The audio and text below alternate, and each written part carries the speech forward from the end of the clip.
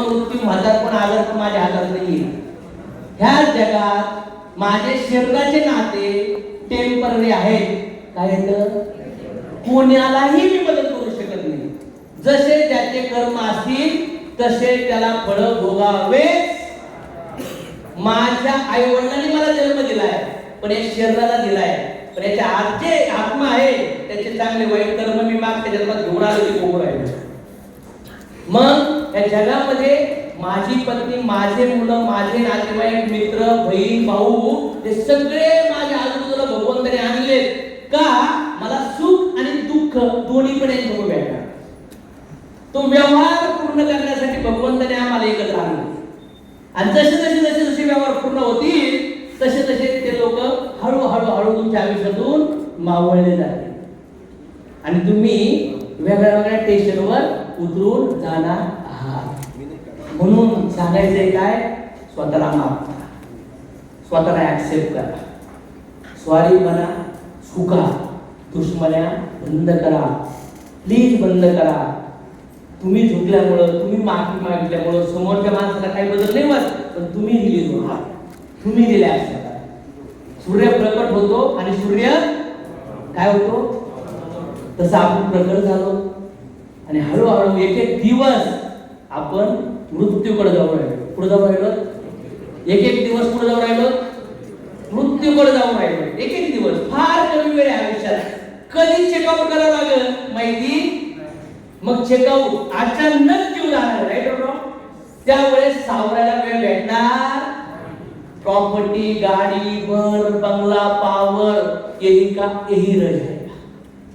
म्हणून मला वाटतं रोज सगळे व्यवहार पूर्ण करून झोपावं.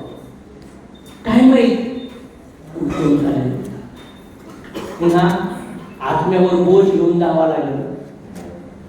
या शरीरातून जेव्हा आत्मा जातो ना, तो सूक्ष्म शरीर घेऊन जातो. तसं हवा गंध घेऊन जाते. हवा काय घेऊन जाते, सुगंध घेऊन जाते ना. तसं पुन्हा सुख दुःख भोगावं लागतं. आणि आपले प्रिव्हियस लाईफच्या ट्रान्झॅक्शन मुळे आपल्याला शरीर भेटले, ते आई बाप भेटले, ते बहीण भाऊ भेटले, ते नातेवाईक भेटले, ते बुद्धिमत्ता भेटली. हम अलग अलग जन्म में अलग अलग कर्मों की वजह से पैदा होते हैं, सुख दुख भोगते हैं और फिर बिछड़ जाते हैं. असे करोडो जन्म आम्ही लिहिले, असे करोडो जन्म घेतले असं शास्त्र सांगतो. आणि त्या शास्त्रामध्ये हे सांगितलंय, आज जिजस आले, पैगंबर आले, बुद्ध आले, कृष्ण आले, राम आले, हे सगळे महान आत्मे समाजाला एक लाईट दाखवून गेले. हा मार्ग राईट आहे आणि हा मार्ग रॉंग आहे. इच्छा पूर्ण होणार नाही. सगळ्या इच्छा कुणाच्याच पूर्ण होत नाही. इव्हन रावणाच्या पण नाही झाल्या, हिरण्यकश्यपच्या पण नाही झाल्या. ईश्वरराव, तुमच्या पण सगळ्या इच्छा पूर्ण होणार. तुमच्या इच्छेनुसार तुमचं मन ऐकत नाही तर तुमची बायको कधी ऐकणार, तुमचे पोरं कधी ऐकणार, तुमचा नवरा कधी ऐकणार. जर तुमचं मन तुमचं ऐकत नाही तर तुमच्या बायकोला तुम्ही मुठीत का धरता, तुझ्या सासूला, तुझ्या सुनाला तू मुठीत धरणारी कोण आहेस. तुझ्या विचाराला तू मुठीत धरू शकत नाही तर तू तुझ्या परिवाराला मुठीत धरू शकतेस, धरू शकतोस. कोण म्हणतं तुझा पोरा तुझा आहे, होऊन दे त्याला 18-20 वर्ष, तू त्याच्या इच्छा पूर्ण करायला तुझ्या पोरात चाकू पण घुसू शकतो. ते तुझं अज्ञान आहे की तू या रक्त मांस चिखलांच्या गोळ्याला नाते गोते समजतोस. आणि जर या चिखलाच्या रक्त मांसाच्या हड्डीला जर तू म्हणत असेल हे माझे आहेत तरी तुझे नाही, हे त्यांची इच्छा तुझ्याकडून पूर्ण करून घेण्यासाठी तुझ्या रिलेशन मध्ये आले. कितने लोगों को समझ में आ रहा है, ये कोई किसी का नहीं है. अपने अपने कर्मों के ट्रांजैक्शन पूरे करने के लिए हम लोग एक दूसरे के साथ आए. तो कभी सुख मिलेगा तो कभी कोई मान करेगा तो कोई सम्मान करेगा, कोई ताली बजाएगा कोई कान पे बजाएगा, कोई इज्जत देगा. ये दुनिया में दोनों भी चीजें आएगी, सुख भी आएगा दुख भी आएगा, यश भी आएगा अपयश भी आएगा, मान भी आएगा और अपमान भी.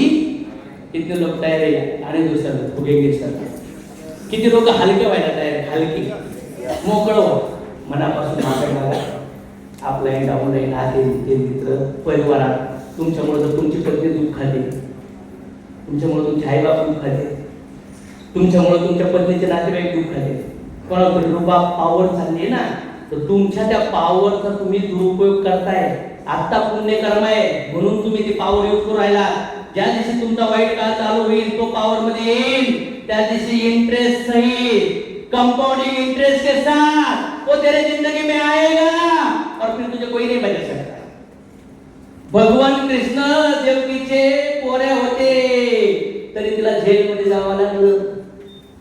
भगवंत राम होते तरी सीता मातेला बायकोला संरक्षण करू नाही शकले. अरे कृष्ण सख्खे भाऊ, लहान भाऊ त्यांच्या येण्यामुळे मारून टाकले.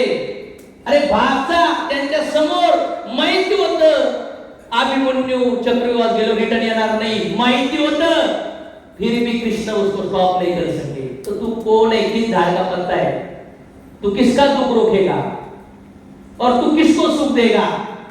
देने वाला तू है नहीं, लेने वाला भी तू नहीं और देने वाला भी तू नहीं. बस तू एक चम्मच है, बट अज्ञान की वजह से तू बोलता है कि साला तूने किया है, ये तेरी गलती है. ये अज्ञान. हा अज्ञानातून जर तुम्ही निघला तर फार मोठी क्रांती. कोई की शिकायला नाही, ना मित्र ना शत्रू, ना आई ना वडील, ना नवरा ना बायको, ना पोर ना मित्र, ना अपलाईट ना डाऊनलाईट, ना शरीर ना घर, ना संपत्ती ना प्रॉपर्टी, ना सौंदर्य, कुछ भी नाहीये. त्या शरीरात सगळं घाण आहे, रक्त मांस घाण मलमूत्र आहे शरीराच्या. याला शिवलंय, कोणा चाकू खुपसून द्या, रक्त सळगाड्या बाहेर येतील.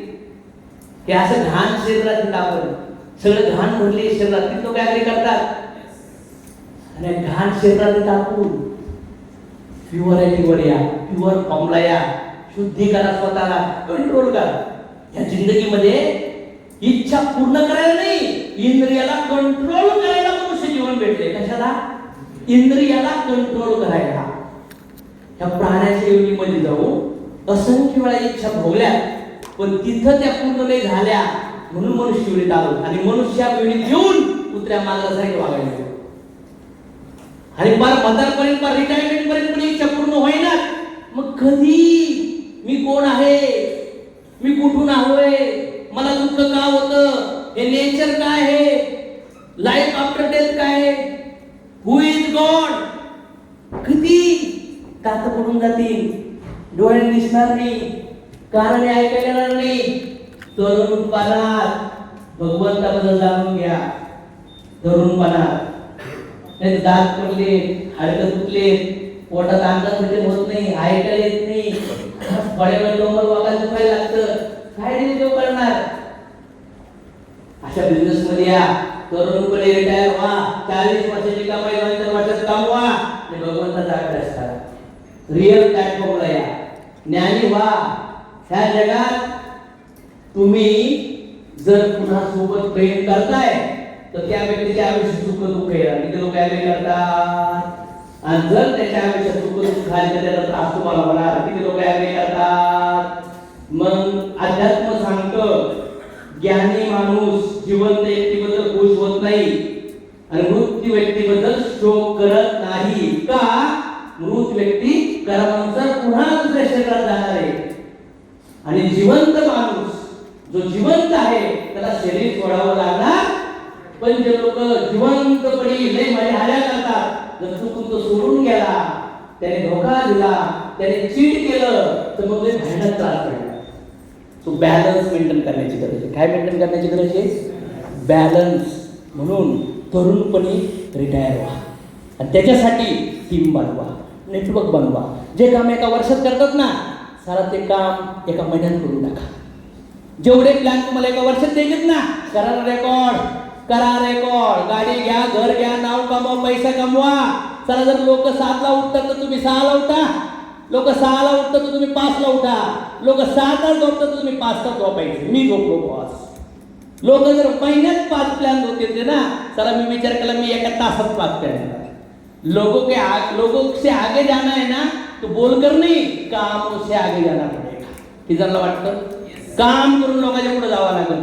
तर मग मला वाटतं जे काम एका वर्षात 2-2 वर्षात 3-3 वर्षात करतात ना लोक, तर ते काम 3 महिने 6 महिन्यात करून टाकायचे. कोणाकोणाची तयारी बोला, काढून टाका सर. गाडी घ्या, घर घ्या, पैसा घ्या, येऊन द्या बँकेत पैसे. त्यावेळेस तुम्हाला आशुष आठवतील, मजा नाही सर, गरिबीत पण टेन्शन होतं, पैशामध्ये पण टेन्शन आहे. मग काय करायचं? काही नाही, लोकांची सेवा करायची, लोकांना गरिबीतून काढायचं, त्यांचे डोळे पुसू, त्यांच्या घरी पैसे, त्याच्या इच्छा पूर्ण करू. कुणाला गाडी पाहिजे, कुणाला घर पाहिजे, कुणाला 2 व्हीलर पाहिजे, कुणाला 2000 पाहिजे, कुणाला 5000 पाहिजे. तुम्ही नाही देऊ शकत, कारण की तुमचे पुरणार नाही आहेत. भगवंतानी कोणाला फ्लॅरिटी करत बसले का? नाही. मग तुम्ही लोकांना मार्ग द्या. ह्या मार्गामुळं तुम्ही देवत्वाचं काम करू शकता. कुठलं काम करू शकता? देवत्वाचं. कर्मयोग म्हणतात त्याला. काय म्हणतात? कर्मयोग. भगवंताकडे जाण्यासाठी वेगवेगळे मार्ग आहेत. ज्ञानयोग आहे, भक्तियोग आहे, ध्यानयोग आहे, वेगवेगळे योग आहेत. पण आपण कर्मयोगामध्ये काय येतं? आणि कर्म म्हणजे काय? तुम्ही कुठलीही क्रिया करताना तुमच्या क्रियाच्या पाठीमागे आतमधली भावना काय, इंटेन्शन काय आहे? दॅट इज द कर्मा. काय आहे? That is the. मी जर तुमचं चांगलं करण्याचा प्रयत्न करतोय आणि तुमचं वाईट झालं तर दॅट इज माय गुड कर्मा. तुमचं इंटेन्शन कसं पाहिजे? चांगलं करण्याचं. मग त्या चांगल्यामध्ये कोणाचं वाटोळं पण होईल, कोणाचं वाईट पण होईल, बट यू डोंट वरी. आपने अच्छा किया. डॉक्टर पेशंट ऑपरेशन करतो पण पेशंट मरतो, पण डॉक्टरचं काय झालं? काय झालं? तुम्हारा कर्म करो, इंटेंशन अच्छा रख के करो, लोग के साथ अच्छा होगा या बुरा होगा तुम डिसाइड नहीं करोगे, वो उसका कर्म डिसाइड करेगा. कितने लोगों को समझ में आया? बोलो मुझे.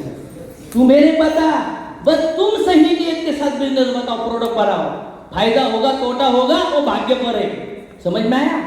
सिर्फ काम करने से रिजल्ट नहीं आता है, एफर्ट करने से रिजल्ट नहीं आता है. Sanction by supreme soul. Effort बोला, effort plus sanction by supreme soul is equal to result. जर बँकेत ऑलरेडी सिबिल मध्ये नाव असेल, 2-4 लाख मायनस EMI चालू आहेत आणि आता 10,000 सॅलरी आली तर ती उंदराच्या बेळात निघून जाईल. ज्याच्या आईमध्ये ऑलरेडी मायनस कर्म आहे, बॅड कर्म आहे, त्यांनी काम करून जरी त्याला रिझल्ट आले तरी ते पैसे त्याला लाभ लागत नाही. मग तुम्ही म्हणणार काय? काहीच नाहीये. जे आहे त्याच्यासाठी मेहनत करू ते फिनिश करावं लागेल. ज्याच्या अकाउंटला बॅलन्स आहे त्याने थोडी मेहनत केली तरी पण त्याला पैसे भेटतात. आज बघा, अशोक सर सहज बोलले तरी लाख रुपये भेटतात. पण ज्या वेळेस रडत होतो, लग्नात जेवण केलं, प्रसाद खाल्ला, जेव्हा मला गरज होती 1000ची, तेव्हा मला 100 पण भेटत नव्हते. आणि आज मला गरज आहे 100ची, मला 1000 भेटतात, 10,000 भेटतात, लाख भेटतात. मेहनतीने पैसे नाही भेटत, पुण्यकर्मामुळे पैसे भेटतात. कशामुळे भेटतात? आणि तुमच्या आयुष्यात जर संपत्ती येणार आहे ना, कोई भी नहीं रोक सकता, ना अपलाइन ना डाउनलाइन ना कंपनी, कोई भी नहीं. लेकिन अगर तुम्हारी जिंदगी में दुख आने वाला है ना, वो भी कोई नहीं रोक सकता. तो सुख और दुख, अच्छे और बुरे कर्माच्या अशा राशी लावून ठेवल्या. जसं जसं पुढे जातो तसं तसं ते ॲक्टिव्हिटी जीवनामध्ये येणार आहे. कारण की भगवंतानी ह्या जगाला दुःखालय आणि अशाश्वतम म्हणलंय. काय बोललंय भगवंतानी याला? दुःखालय. बोला पाठीमागं, दुःखालय आणि अशाश्वतम. म्हणजे भगवंत म्हणतात त्या भौतिक जगात तुम्हाला पावलोपावली दुःख भेटणार आहे. जसं उंट बाभळीच्या काठ्यामध्ये काठ्याला चावतो, त्याचं रक्त बाहेर निघतं आणि तो स्वतःच रक्त पितो. आपण पण आपल्यासाठी, आईबापासाठी, परिवारासाठी रक्त भंबाळ पुरवायला काहीच वर घेऊन जाणार नाही. कुछ नाही लेते जाओगे. समजते तुम्हाला? दुःखालय आणि अशाश्वतम. बर्फालयामध्ये काय भेटतं? बर्फ. भोजनालयामध्ये काय भेटतं? भोजन. केस कर्तनालयामध्ये काय भेटतं? केस. दुःखालयामध्ये काय भेटतं? मग आपण म्हणतो लोक असं का करतात? कारण की लोक असं का करतात? तुमचा आणि त्यांचा व्यवहार त्या टायमिंग पिरियडमध्ये सुख दुःखासाठी आलता. माझी पत्नी मी शोधली नाही, मागच्या कुठल्या तरी जन्माचे फार मोठं ट्रान्झॅक्शन बाकी होतं म्हणून तिला माझ्या आयुष्यात आलं आणि ती माझी आता धुलाई करून पूर्ण करू राहिली आणि मला डिवोर्स पण देता येत नाही. हे माझं पोट्ट माझ्या जन्मी का आलं, ते माझी वाट लावून राहिले का. मागच्या जन्मी तो माझा बिझनेस पार्टनर होता, मी त्याची लई धुलाई केली, तो आता व्याजासहित माझा पोट्टा बनून आलाय. दुई पप्पा दे, मी कुठाने करणार आणि तुझी बँड वाजवणार. और तू अज्ञान की वजह से इतना उसके अंदर घुस गए, बस तू वो सॉर्ट आउट करने की कोशिश करता है. दुःख आलंय, पावलं पावले दुःख भेटणार. किती लोक ॲग्री करतात आतापर्यंत तुमच्या जीवनात सुख आणि दुःख देणारे दोन्ही लोक येऊन गेले, हात वर करा. किती लोक ॲग्री करतात आज पण तुमच्या आयुष्यात सुख आणि दुःख देणारे दोन्ही लोक आहेत, हात वर करा. किती लोक ॲग्री करतात तुमच्या आयुष्यात इथून पुढे पण सुख आणि दुःख देणारे दोन्ही लोक येणार. सफर में धूप तो होगी, चल सको तो यहाँ पे रास्ता कोई नहीं देगा, खुद रास्ता बना सके तो चलो. कितने लोग तैयार है आने के लिए साथ में. दुःखालय आणि अशाश्वत means temporary. Your beauty temporary, your health temporary, your power temporary. अशोक तोड़ मतलब जागीरदार है, पावर है का. कल राजा कोई और था, आज कोई और है, कल कोई और होगा. आमुषानंतर पौर्णिमा, दुःखानंतर सुख, तसं गरिबीनंतर श्रीमंती आणि श्रीमंतीनंतर पुन्हा तो मावळतो. समझ में आया. कोई परमानेंट नहीं है यहाँ पे. ना मेरा ना माझं सौंदर्य, ना माझी पत्नी, ना माझे पोरं, ना माझे मित्र, ना माझे शत्रू, ना माझी परिस्थिती, काहीच परमानेंट नहीं है. मग काय घाबरता. जो अगर लाइफ में अच्छा चल रहा है तो ज़्यादा खुश मत हो जाओ, क्योंकि बुराई आने वाली है.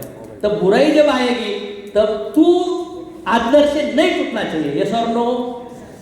हर जिंदगी का अगर अच्छा ही है, जर तुमच्या लाईफमध्ये जर चांगलं चाललंय तर लई हवेत जाऊ नका, आणि वाईट चाललंय तुटून जाऊ नका, ते पण बदलणार आहे. टाइम अच्छा हो या बुरा हो बदलेगा, पण त्या टायमिंगमध्ये जर तुम्ही आतमधून मला बददेवा देताय, त्रास देताय, नकारात्मक भाव आहे, तर तुम्ही पेशन्स नाही ठेवू राहिले, तुम्ही त्या वाईट काळात दुसरा कर्म तयार करू राहिला. किती लोकांना समजलं. कितने लोगों को समझ में आ रहा है. जिंदगी में ऑलरेडी बुरा चल रहा है और बुरे में अच्छा कर्म करना चाहिए कि बुरा करना चाहिए. बोलो मुझे. ऑलरेडी इसको डायबिटीज हुआ है और गुलाब जामुन खा रहा है, ऑलरेडी इसकी बैंड बज रही है और फिर भी लोग गाली दे रहे हैं, तो और वो डायबिटीज के अंदर वो रसमलाई खा रहा है. कितने लोगों को समझ में आ रहा है. Thank you very much. जाताना व्यवस्थित जा. Thank you very much. चलो.